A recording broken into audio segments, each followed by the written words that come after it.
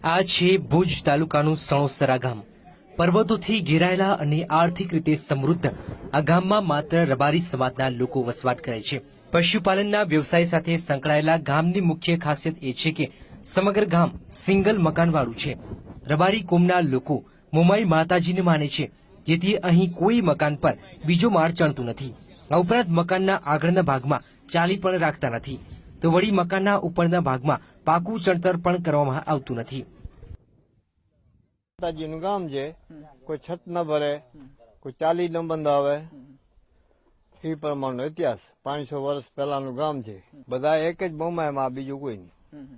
બાકી હોય એના કોઈ તો હનુમાન છે, માતાજી છે, વાકોલ છે, પણ વધારે મોમાયમાં। 2000ની વસ્તી ધરાવતા આ ગામમાં 400 જેટલા મકાનો આવેલા છે। સમાજ ભલે આધુનિકતાના ડગ માંડી રહ્યો હોય, પણ રબારી સમાજના યુવાનો વડીલોએ જાળવેલી પરંપરાને આગળ ધપાવવામાં માને છે।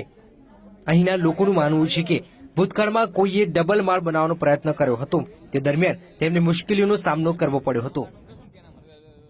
અમારો માતાજીનો ઇતિહાસ છે, ધાબો ન બધાય, આગળ છત ન થાય, માતાજીની પરંપરા છે, વર્ષોથી હાલી આવે છે। એમ હજી અમે નિભાવીએ છીએ, હજી નિભાવવાનું જ છે।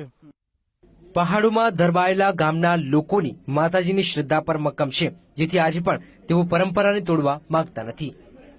કેમેરામેન નરેશ બુટિયા સાથે ભરત દોડિયા, VTV ભુજ।